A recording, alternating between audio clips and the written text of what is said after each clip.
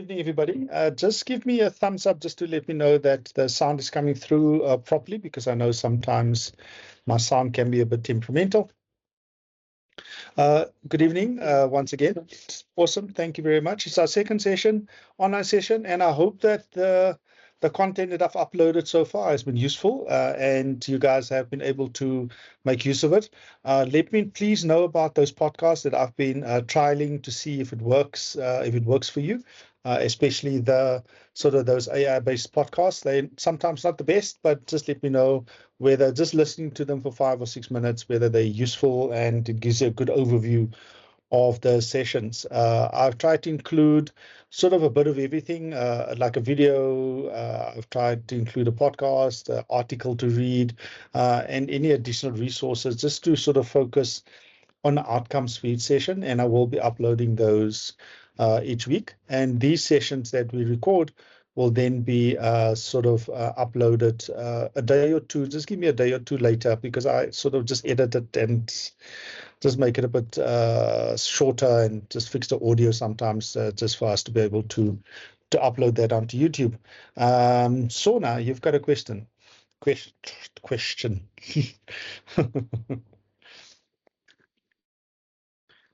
Sona, you got your hand up? Go for it.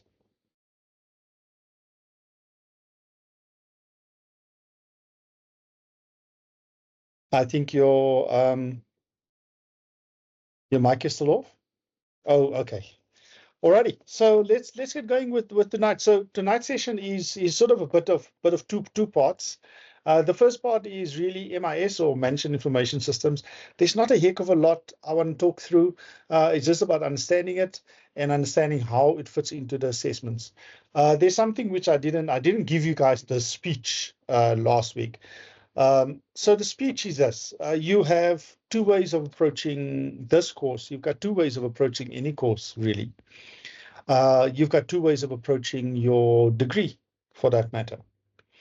So, and it's not a popular way of looking at it, especially from a academic point of view, and especially from a institution point of view, because if I put my institutional hat on, SACAP hat, then I'll tell you that these 3 years of doing this course will prepare you. It will set you up. It will really give you a deep dive, an opportunity to really get to grips with the subject matter and prepare you for the world of work, if you are not working already. And if you are working, it will increase your knowledge base and improve your position at work in order for you to be promoted and build your career. So if I take that hat off and I talk purely from an academic point of view, and I'll tell you that a lot of, especially on the first year, and this is how we build degrees, especially in the first year, a lot of the stuff is very foundational. It is very fundamental.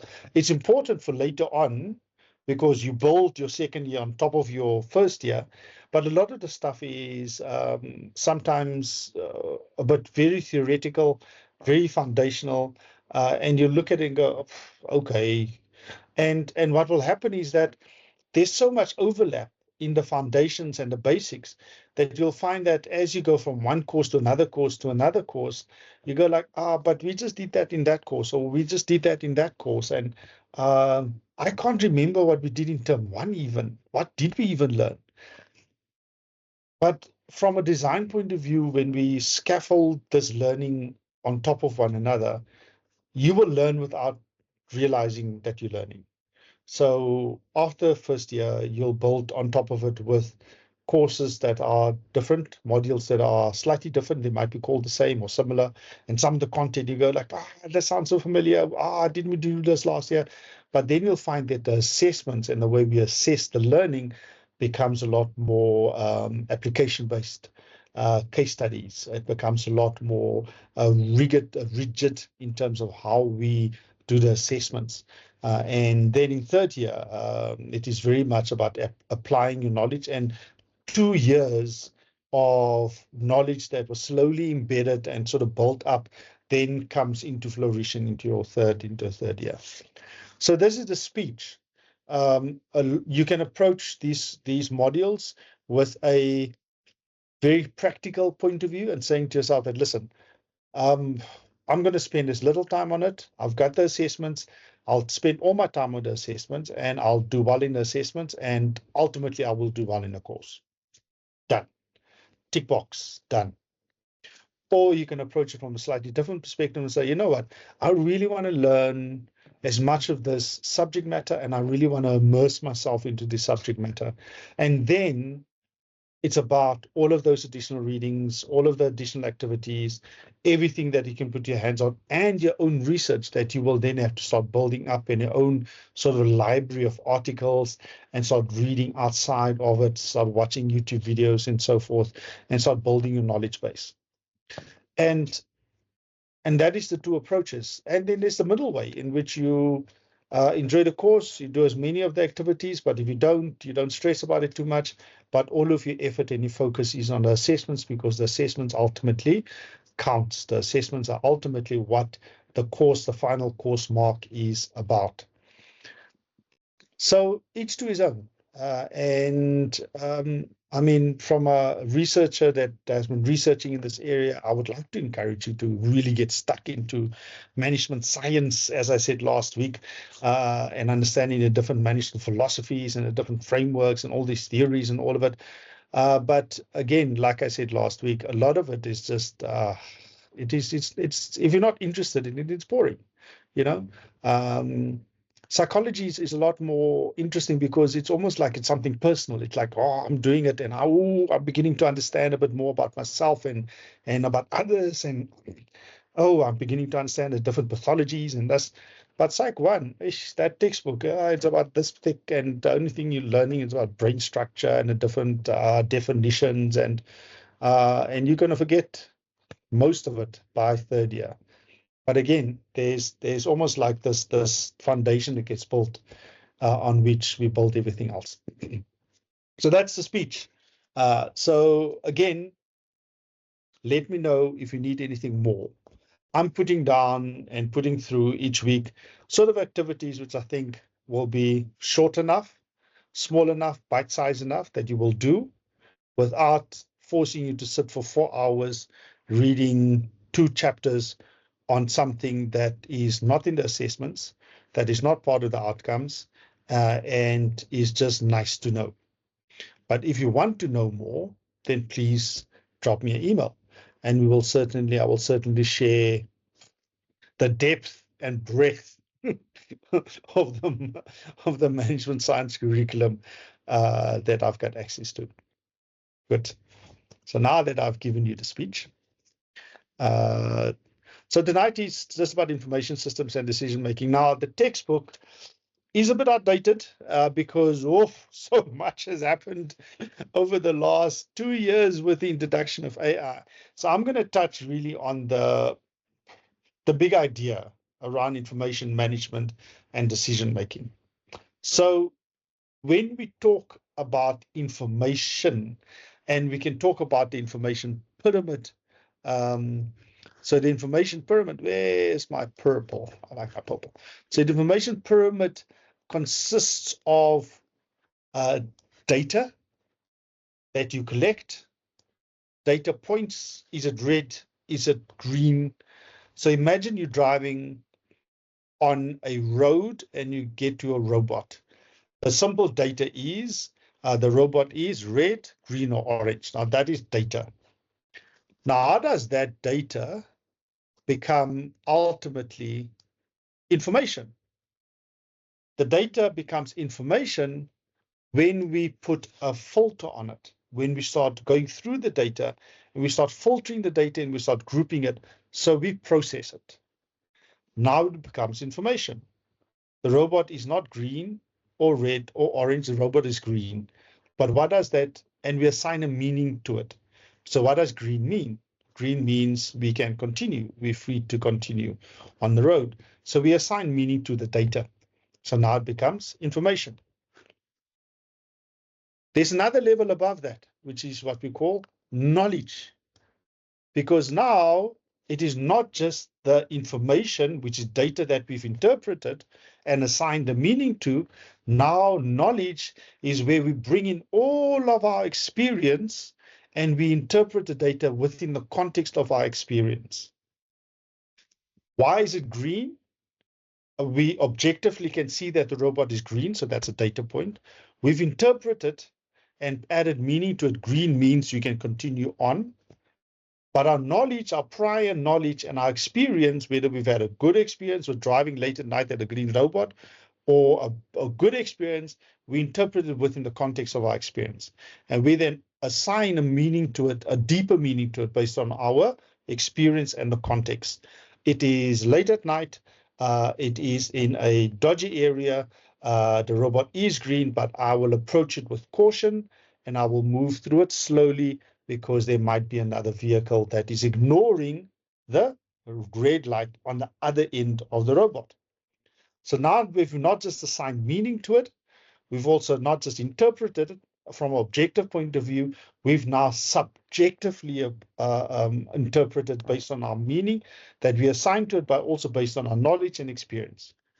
So that's knowledge. So data, information, knowledge. Then there is the top bit, which is we filtered even more. And here is what we call managerial, they call it managerial wisdom or wisdom, managerial wisdom. Now, managerial wisdom is where you take the knowledge, you don't just interpret it within the context, you don't just assign meaning to it, you don't just add your own personal experience to it, you now process it through a specific lens. So you say, okay, this red robot late at night in a dodgy area, I need to approach it with caution. But based on some of my personal experiences that I've had, and I'm looking at through the lens of my wisdom that I've gained while in a similar position, I will actually stop slowly, without stopping, slowly pull, scan up and down, and then proceed. So how does this look like in an organizational perspective? You've got data. The inflation has increased from, we haven't been able to bring inflation down below 3%, and the Reserve Bank has targeted a 3% increase inflation rate. So the inflation numbers come out. So that's a data point. So that's just data. Now I need to process that data.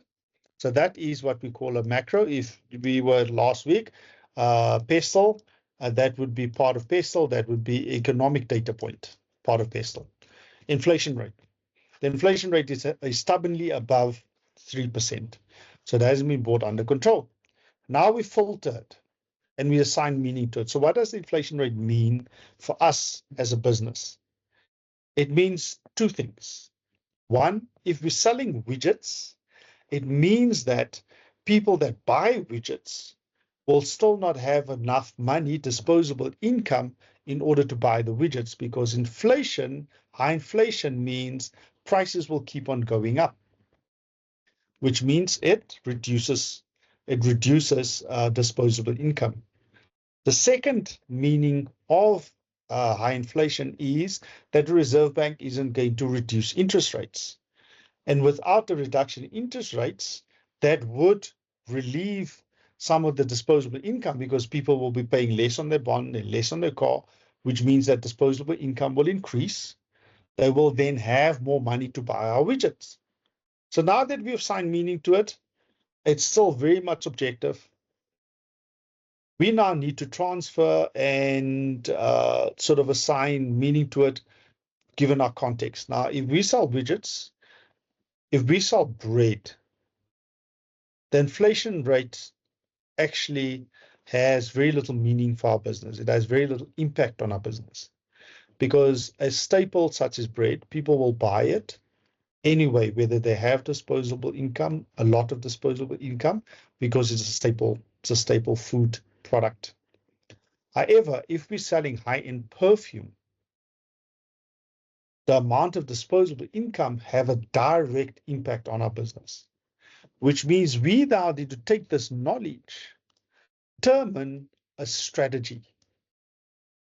What are we going to do about this information that we have? What are we going to do about it?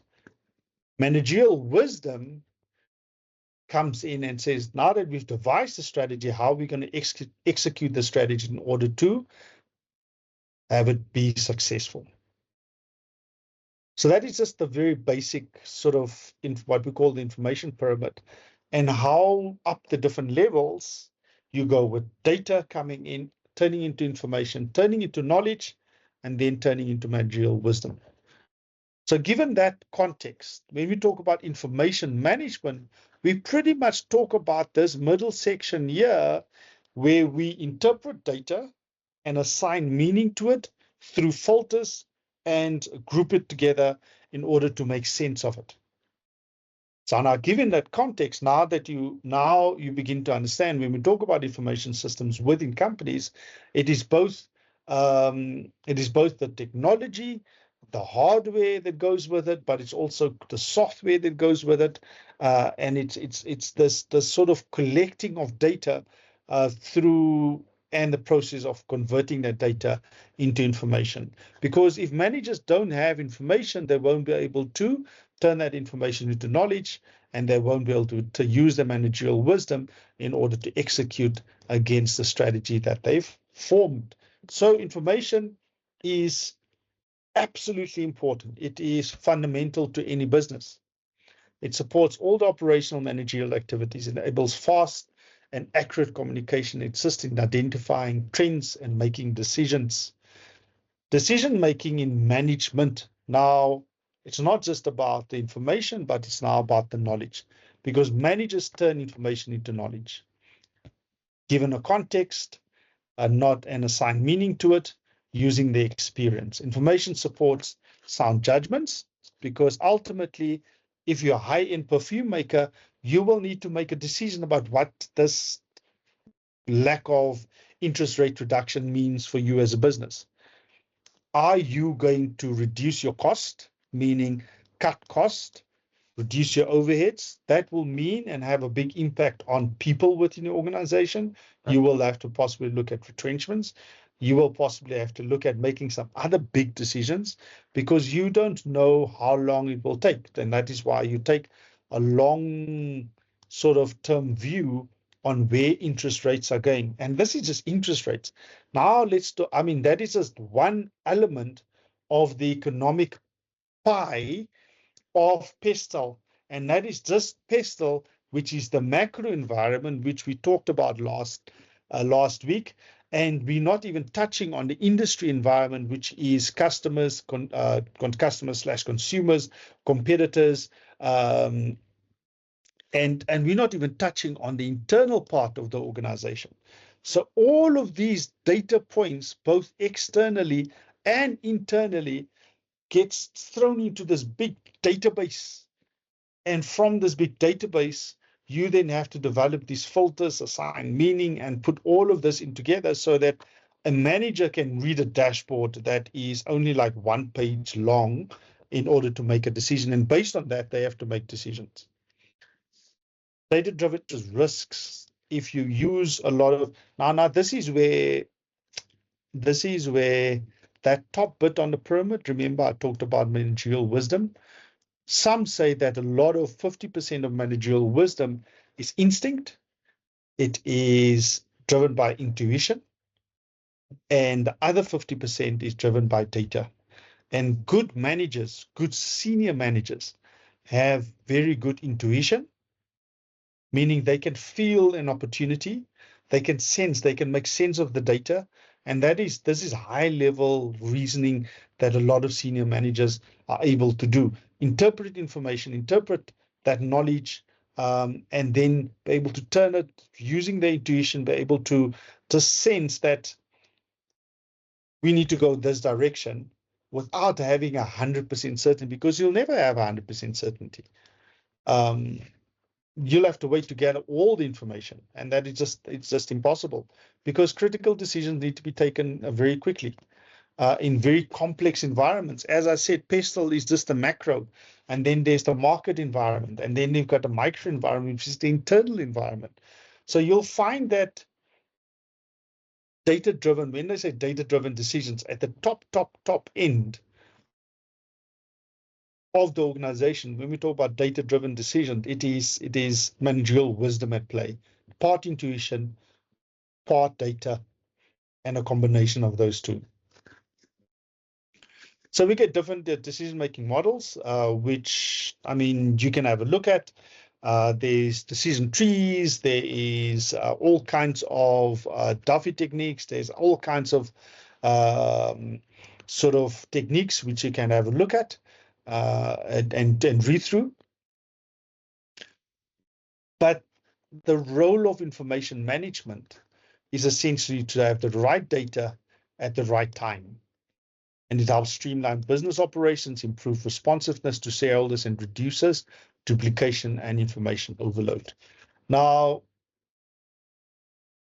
if you worked in corporate like I've done many years ago, many years ago, and you're at a certain level, the amount of information that you get every day, the amount of emails that you get every day is unbelievable.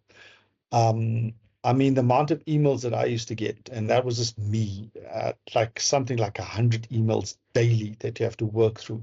And all of that is information that you have to read through, respond to an email. There's an action point generally, but most of it, 80% of it is information. Information that you can't ignore, information that you have to look at, read through, internalize, and understand and keep sort of for later on for when you need to make a decision and or need to respond to it. And in modern organizations, information overload is absolutely just, it is just so much that is there.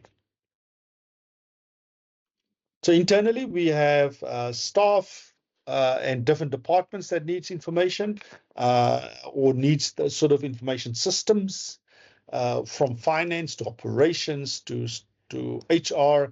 Externally, we give information to customers, we give information to suppliers, to investors, and there's different of access in detail across the organization. Every single department in the organization, whether it's human resources, whether it's operations, whether it is marketing, whether it is supply chain or logistics, all these major functions in the organization gather data, transform that data into information, ultimately in order to turn it into knowledge that is useful and actionable. And that role sits with, generally speaking, the IT department. And before, let me just pause here. Before sort of the last 10 years, the IT department was very much a hardware and networking department. They're there to make sure that we all have computers. We can all sign into the network. We have our passports. We've got our passwords and everything works. That was the job, sort of network. They were basically babysitters, looking after the network, looking after us as users. That was about 15 years ago. And slowly their role have changed. So the role has sort of converged. So you've got network architecture, which is the hardware and software guys. Those are the hardcore IT guys, the old IT guys. If you can imagine that IT room where a dirty oak used to sit there in a corner at a computer, when you go and ask them for your password, they look up at you and ask you, have you switched on the computer? Or when you call them and you say, our computer isn't working, and then the first thing they say to you, have you switched it on or have you switched it off? Why didn't you try switching it on and off and then call me again? 15 years ago, IT was pretty much about support, network support, user support, make sure that your computers work, and so forth. So that's network architecture and desktop support. But then there was another part of IT, or used to sit next to IT, that sort of evolved. And this is what we call then management information systems, MIS. So management information systems required the network architecture, the databases, the ERP systems, in order for it to extract all of that data and turn that data into information through dashboards, through sort of interfaces and so forth. But management information systems also has a more strategic element to it, because ultimately that particular department now became management information systems, because not only is it about running the business every day, but it's about taking information, taking data, turning it information very quickly in order for businesses to respond very fast. To give you a simple example, especially in the last 5 years, 10 years, so real-time monitoring is especially in the manufacturing industry, real-time monitoring is absolutely pivotal and absolutely important. So what is real-time monitoring? It is hundreds and hundreds of sensors that are everywhere within a manufacturing environment. It measures temperature, it measures speed of production, it measures water flow, it measures heat, it measures a whole lot of things. All of that data is monitored real time. What is going on right now? All of that data then needs to be transformed into some sort of dashboard that can be viewed easily and being able to be interpreted. That looks red, okay, we've got a problem. That is green, okay, carry on. And management information systems plays that role in order to take what network architecture, how they support the old IT have built, and then sits on top of it. And so how do we take the data that is being collected and turn it into real-time, valuable information that managers can respond to? Information and business functions supports finance, as I said, HR, marketing, operation. Information flows improves coordination. Dashboards, real-time monitoring, breaks down silos, increases collaboration, and enhances decision-making quality. Because ultimately, quick decisions driven by data, driven by the right information, is what sets one business apart from another. So what's the components of all of it? We've got the hardware, which is the physical devices, all of those network architecture, the servers, and all of those things. Software, which is the applications, the software that sits on top of it, and data, and then people, the users, the analysts, and then processes, which sort of guides how data is being captured, how data is being processed. And then we've got traits of an efficient information system, that it's accurate and timely, user-friendly, reliable, secure and accessible, scalable to meet the growing needs. Now, there are quite a few of these systems that has been developed. So about 20 years ago, is it 30 years ago? 30 years ago, we got our first taste of what we called ERP system. Yes, I was working. Yeah, I just started working about 30 years ago. And my first job was with Unilever. And I know Unilever Global has just introduced the ERP system. And some of you might know the ERP system, and it was called SAP. The alternative, there's only really two major ERP systems, which is SAP and Oracle. And an ERP system is an enterprise resource, platform, ERP. And what it does, it is a end-to-end system. So it's not just a piece of software. It's a piece of software that also shapes the way you operate. It shapes the way you do everything. So it is a system that is integrated with everything else. It's a complete enterprise resource system that is integrated with everything, right from manufacturing to finance, to supply chain, to marketing, and everything in between. And these have now evolved. Oracle SAP is best in class for a lot of global companies uses SAP. Oracle is still being used. It is being used by many. And those two companies are really Oracle being American and SAP being German. Those two companies have really sort of bedded down the marketplace, and there's very few other competitors. Communication and information. It's essential for clarity and accuracy, enables smooth data flow, and links all components of the system. If there's no linkages between the systems, if you can't be able to extract information in order to make decisions between the systems, that sort of, and I can remember at that time we didn't have a full SAP system. We still had 2 or 3 different bits and pieces. So you have to log on to this system to get this information, and log on to this system to get this data, and log on to this system to get that. And sometimes you have to throw everything into Excel and then have to change it to make it pretty so you can put it onto a PowerPoint slide in order to present it. Nowadays, these things, these dashboards, and Microsoft is very good at it with Power BI.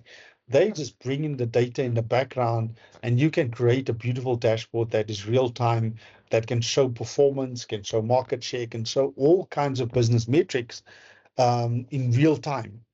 Now, I haven't even touched on AI, because ultimately AI is the next step in how does one interpret this information. Remember when we talked about the pyramid, this step from data to information is hard and very resource intensive. We used to say that many companies are data rich, but information poor, which means they've got a lot of data that they don't know anything to do, that they don't know how to use, they don't know how to group it, they don't know how to interpret it, they don't know how to put it together in useful information that can be used to make decisions. And this is very data intensive. It is very expensive. It is very resource intensive to move from data to information. However, with the introduction of AI, raw data can be interpreted very, very quickly, and it can be uploaded, it can be interfaced.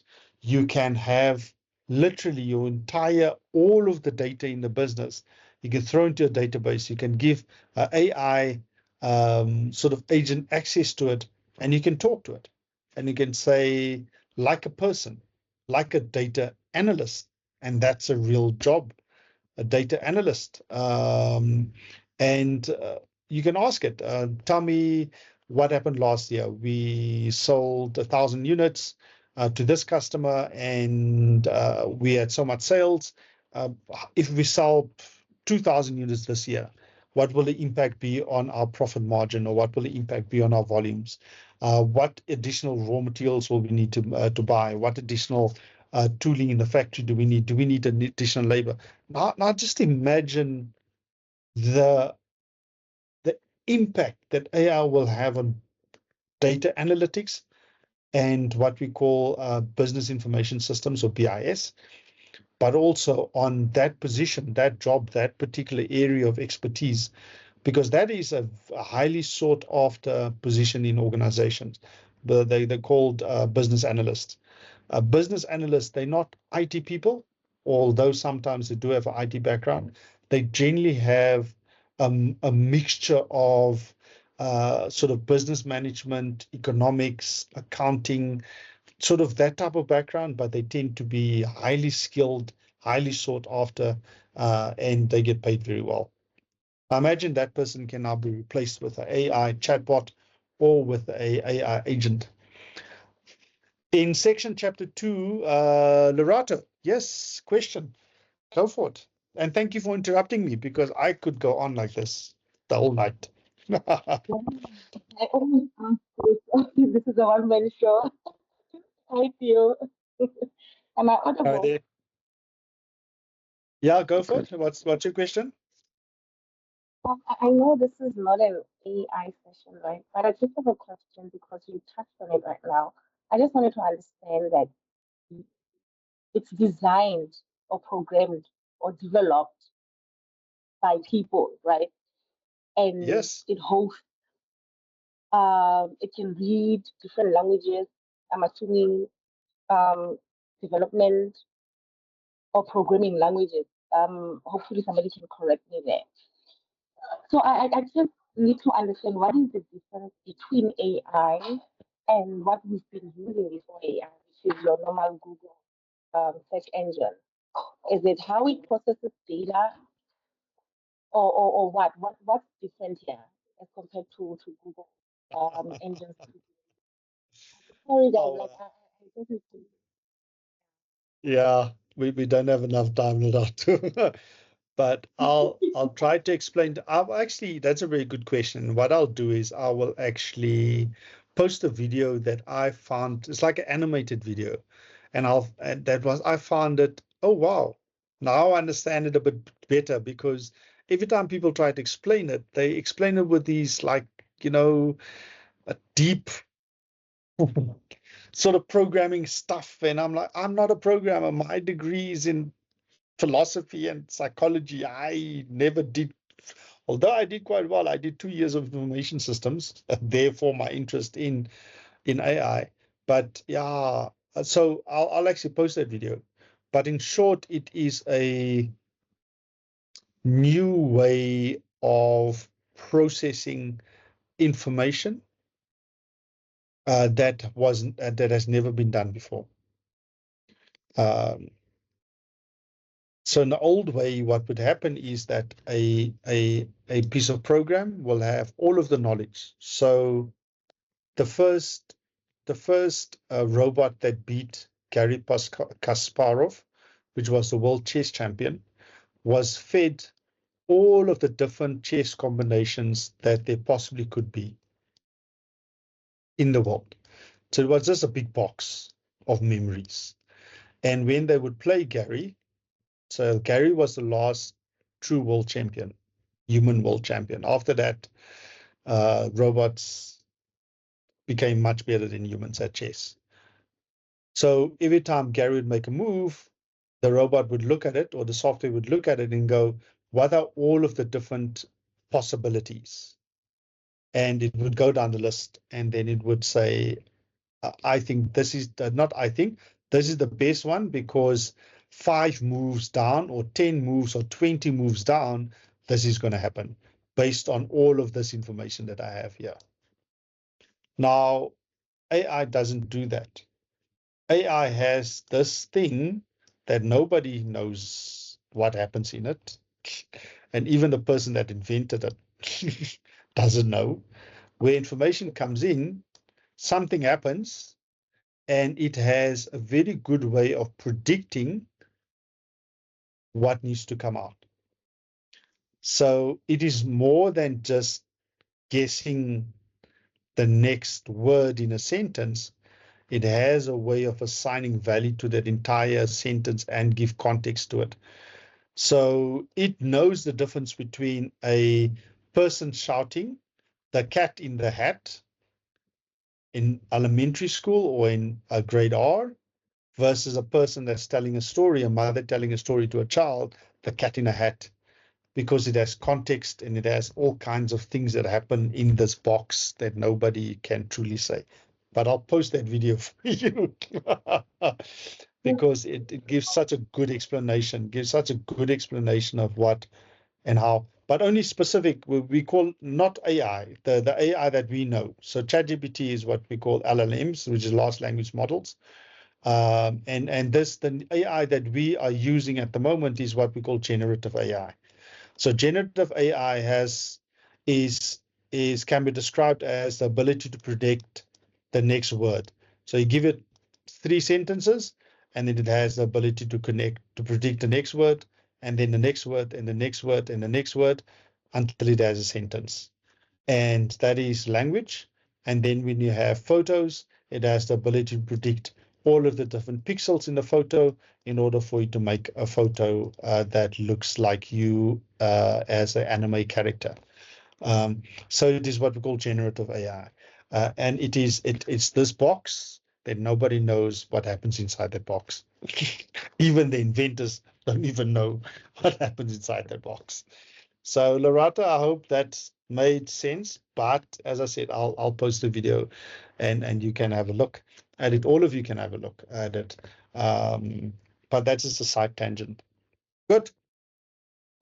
So with our time sort of coming towards the end, and So I spoke about ERP systems. I spoke about resource planning, enterprise resource planning systems, customer information relationship systems, decision support systems, and AI data analytics platforms. And all of these, all of these things are now converging into single systems. So the latest SAP system that Pepsi Global has just put together is a Gen 4 system, a Generation 4 system. And that generation, the latest SAP system that they're rolling out globally, and the only reason why I know about it is I did some training for their management team on change management, is that it has a AI, built-in AI element to it. So what it does, it does everything in real time. Sort of if a customer orders a truck of Pepsi, it goes through and it connects everything, and ultimately logistics would order more sugar and more syrup and more this in order. Once that order is fulfilled, then it happens all in real time, and they can respond to things immediately. So all of these systems, whether it's customer relations, ERP systems, DS systems, AI, data analytics, all of these are now converging into singular platforms, into super platforms, which is, it is becoming quite scary, actually. But again, as managers, a person that needs to make a decision very quickly, you need data to make that decision that is in a useful information format in order for you to be able to interpret it using your knowledge and context in order to make that decision. All right, so let me get into the assessment, the first assessment. So it is and also give you guys a bit of a question, a Q&A, if you want to jump in on the assessment. So it's develop a strategic assessment, establish guide, and the key areas to address environmental analysis, entrepreneurial role in value chain, blah, blah, and all of that. So let me go there quickly and open up. Alrighty.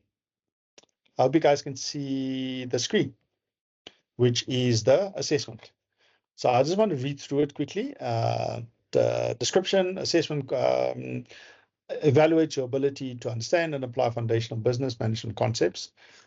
So it's a bit of an analysis. It is a environmental analysis, environmental scan, what we call environmental scan, which is using the micro, market, macro environmental variables. So for macro, you will use PESTLE.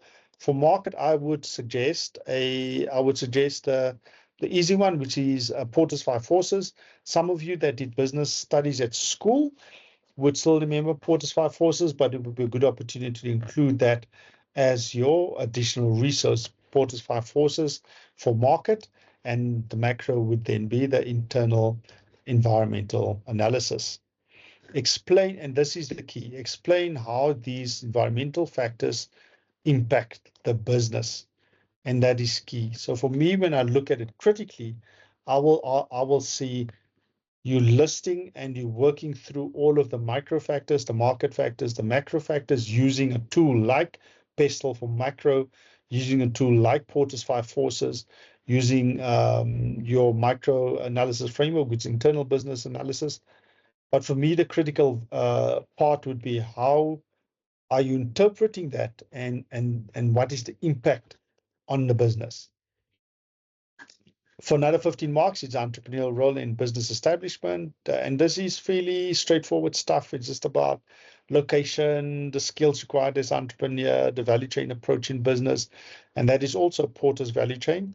You're beginning to most probably, you will hear certain names come up again and again and again. And you're going to go like, wow, this guy really had a massive impact on management science, the academic side of management science. And Porter is one of them. Porter, Mintzberg, Maslow. And you'll see some of Maslow coming over from psychology as well, because Again, Porter, not a Porter, but Maslow was an actual psychologist. And a lot of the research that he did was within the context of within organizations. Skinner was also a psychologist that did research on motivation. Herzberg was also a psychologist that did research on motivation within organizational context. So you'll find that there's a lot of this overlap between psychology and business management, and that area is actually called organizational psychology.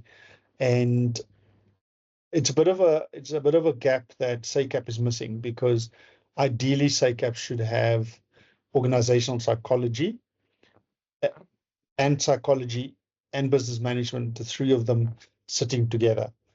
Ideally, it should be organizational psychology and business management together, because that is where the crossover is. Business location and strategy, evaluate the critical factors influence location, and this is from your textbook, straight out of your textbook. A decision-making approach for selecting optimal location. Now, this is where a bit of the information systems and decision-making comes in. Decision-making models or techniques that is used.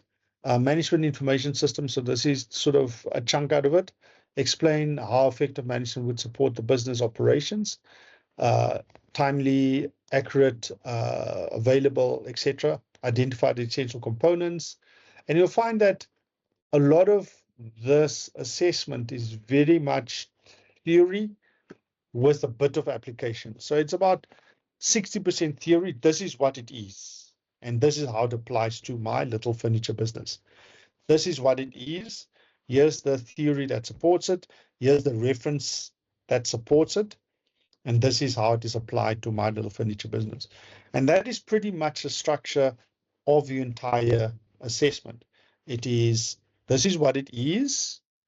And here's the reference, meaning the reference that supports what I'm saying. And this is how it applies to my little furniture business. And again, it's about 60-40 split. So a lot of weight is put on the understanding of the theory, being able to reference it and substantiate your argument with a appropriate peer-reviewed reference, and then saying, okay, now that I've explained it, how then do I apply it to my little furniture business?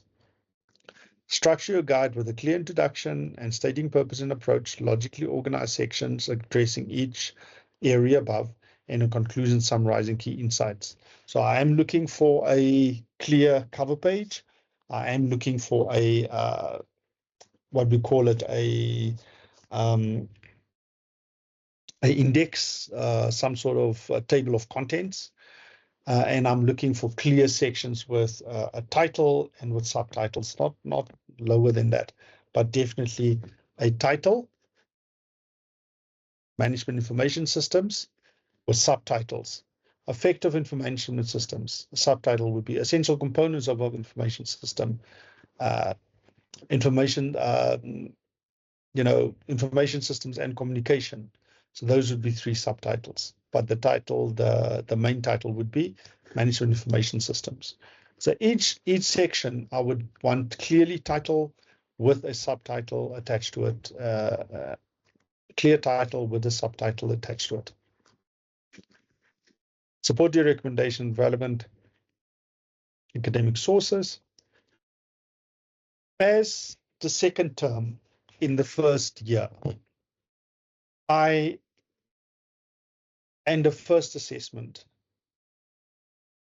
my expectation is not very high in terms of the requirement for referencing and how you reference. For me, the most important thing is, have you made an attempt to substantiate what you're saying? So if you're saying all management information systems need to be accurate, sustainable, blah, blah, blah, there needs to be some sort of reference that substantiate the statement that you've just made. And for me, that's the only thing. Whether you do it properly, whether you do it 100% APA, whether you do it to the best, for me, it's just make an attempt. In terms of sources, this is where it's turned to I'm going to become insistent on you submitting and looking at least at peer-reviewed articles and peer-reviewed sources. However, if you include 1 or 2 or 3 non-peer-reviewed, like a blog, like a, like an article that you've read. So an article from Harvard is acceptable. Article from Forbes is acceptable. An article from Joe Blogg's business location studies is maybe not so. So please use your own sort of look at the source and go, you know what, this is a dodgy source that ChatGPT gave me, and yeah, nobody's going to see this. So try to make sure that if it is an article that you're going to use, that you use it from sort of a reputable source, Forbes, Harvard, etc. And then we just get to the assessment criteria. All right. We have a few minutes for any questions. Please jump in. If you have a question, you can also drop it into the chat as well. Hi, I wanted to ask, with the referencing, a lot of lecturers have like a preference where you reference every like paragraph or every like at least 3 references in one paragraph. And obviously you can like repeat a reference if you find more than one thing from one source, right?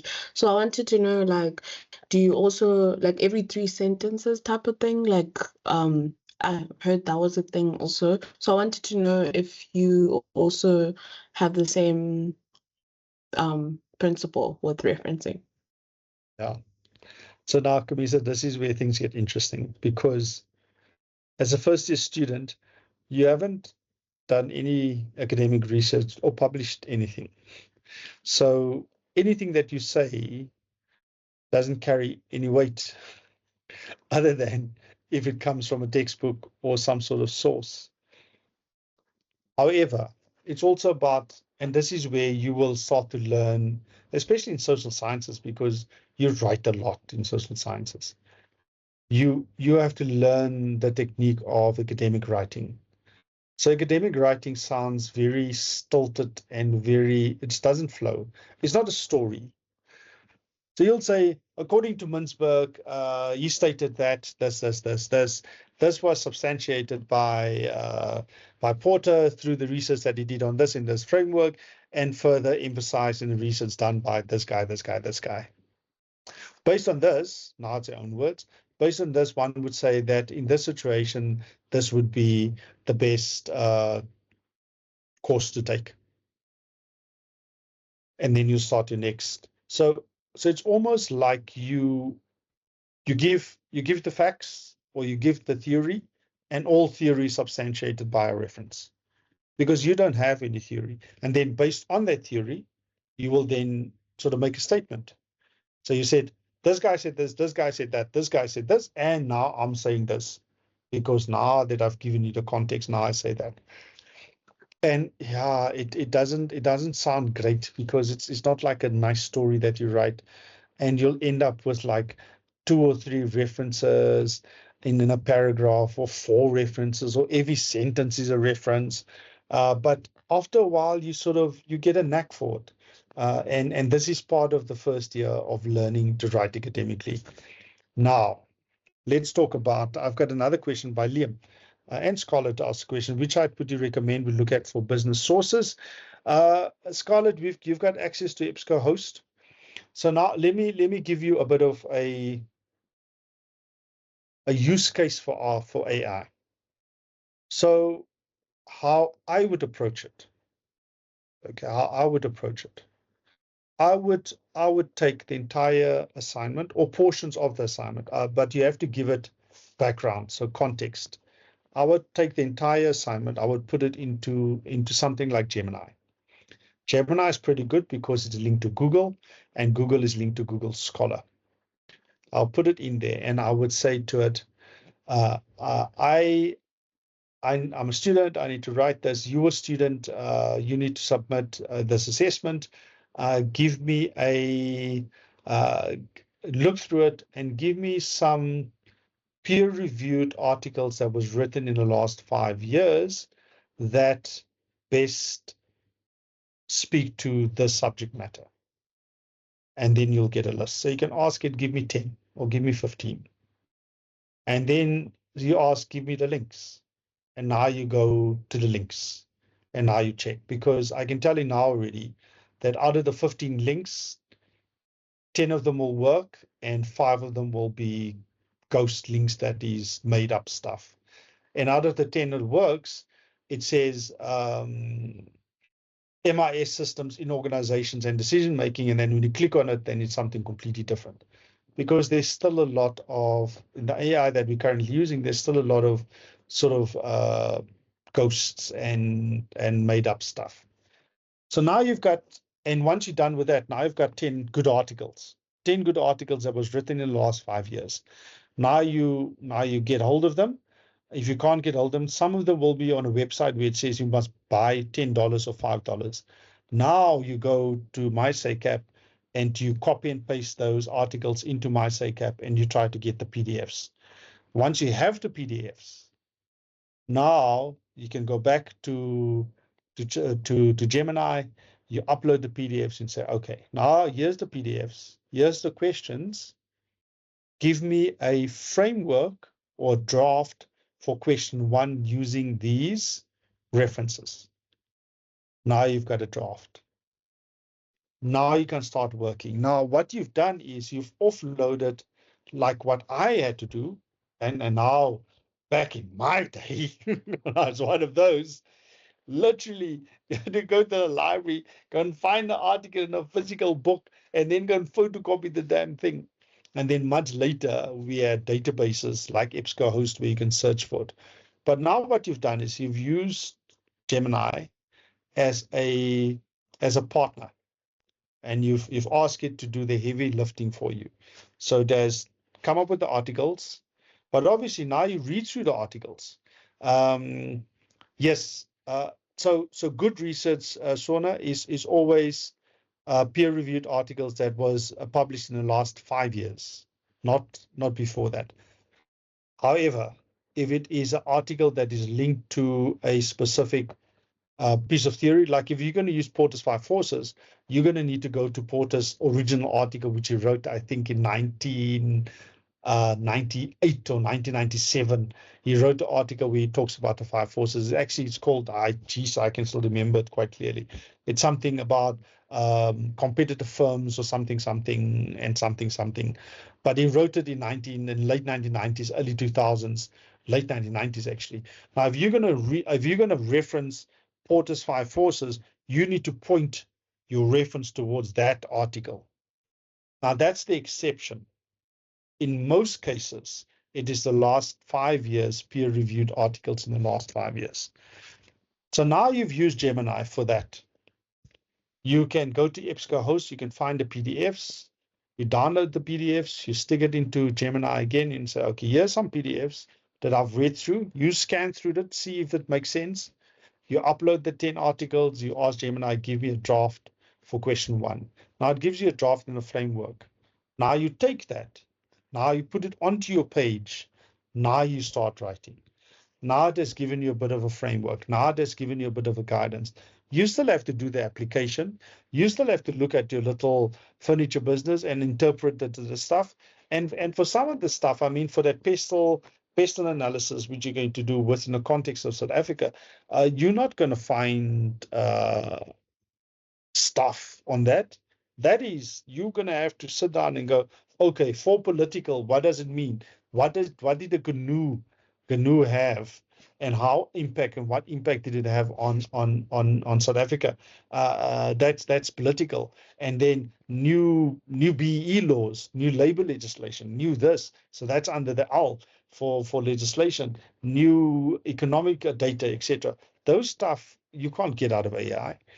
And even if you ask, it will give you very generic sounding stuff that if you read through it, and this is how we spot AI. If we read through it, if I read through AI, I can see, no, this is not, this is, because it's very generic, it's very verbose, it doesn't sound like a human has written it.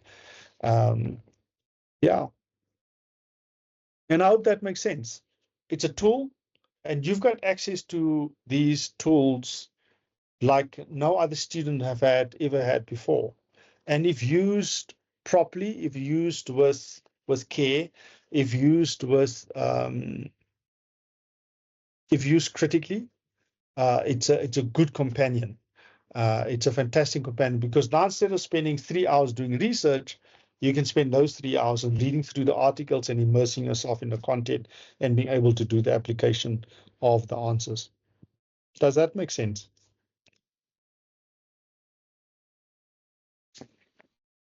Yes, it does. Thank you. Awesome. Great stuff, everybody. We will return back to the assignment next week, because by that time you would have had a look at it. You would have done a bit of research, correct? You would have asked Gemini for a bit of a framework. You would have got your thing open. You've got your Word document done. You've got it ready. You can start writing and all of those. And then at that point, you will most probably have more questions, which is great, because asking me questions now, not having started on an assignment, doesn't help. But once you've started on an assignment, you're beginning to go, oh, okay, no, I need to ask this, or I need to double check this, or I need to check that. So next week's session, we're going to do a half an hour. I'm going to go through the content very briefly, and the second half of the session we'll spend on a Q&A on the assignment. And please do bring questions so that we can sort of talk through it, and I can give you some guidance on it. All right, everybody, once again, well done for logging in. Thank you very much, everybody, for coming along. And just remember, this is our normal slot every Tuesday.